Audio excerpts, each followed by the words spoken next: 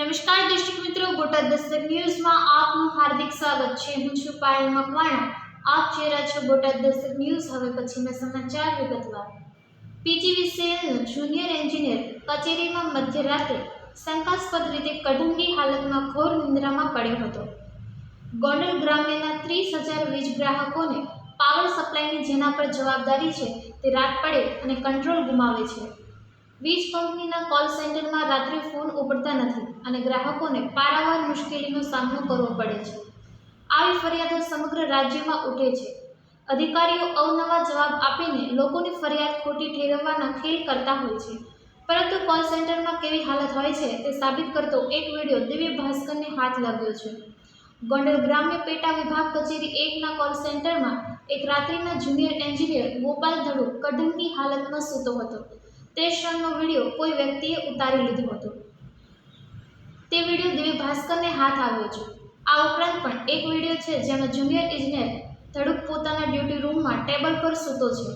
તે ઉઠવાના પ્રયાસ કરે છે, પરંતુ તેના શરીર પર કાબુ નથી અને તે ગોથું ખાઈને ફરીથી ટેબલ પર પટકાઈ જાય છે। ગોપાલ ધડુક નશો કરવાની કુટેવ ધરાવે છે અને રાત પડે એટલે તે કચેરીના પોતાના રૂમમાં નશો કરતો હતો અને સ્થિતિનું ભાન ન રહે ત્યાં સુધી નશો કરતો રહેતો હતો। કોલ સેન્ટરમાં આવતી ફરિયાદોનો યોગ્ય નિકાલ થાય તેમજ ગ્રાહકોને પાવર સપ્લાયમાં કોઈ તકલીફ ન થાય તે જોવાની ફરજ જુનિયર એન્જિનિયર તરીકે ગોપાલ ધડુકની છે। રાત પડે અને ધડુક નશામાં ધૂત હોય છે તેવી ચર્ચાએ જોર પકડ્યું હતું।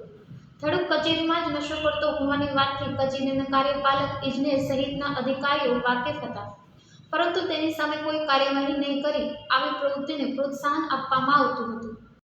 ગોંડલ ગ્રામ્ય પેટા વિભાગ કચેરીના કોલ સેન્ટરમાં જુનિયર એન્જિનિયર ગોપાલ ધડુક કઢંગી હાલતમાં પડ્યો હતો। તે દરરોજ રાત પડે અને ડમડમ હાલતમાં હોય તેવું કચેરીના લોકોમાં ચર્ચાઈ રહ્યું છે।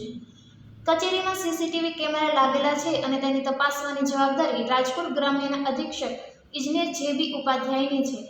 આ બાબતે તેમની સાથે વાતચીત કરતા ઉપાધ્યાયે ગાડા નીચે રહેલા શ્વાનને ગાડાનો ભાર પોતે જ વેઢારતો હોય તે મુજબ કહ્યું હતું કે જિલ્લાની જવાબદારી પોતાના પર છે, સ્ટાફ ઓછો છે અને કામનું ભારણ વધુ હોવાથી સીસીટીવી પર ધ્યાન આપી શકાતું નથી। આ જવાબદારી સબ ડિવિઝન કક્ષાએથી જ નિભાવવાની હોય છે।